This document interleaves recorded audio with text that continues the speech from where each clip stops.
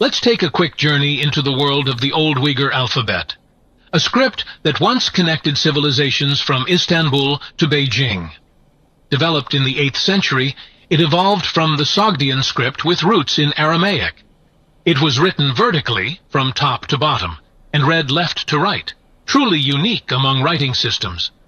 This script wasn't limited to the Uyghurs.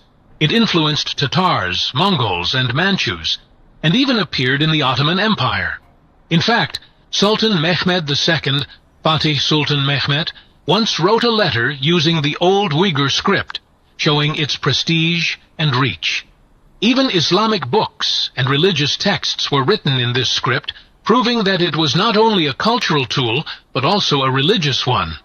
Used across royal courts, trade routes, and scholarly circles, it connected people across continents.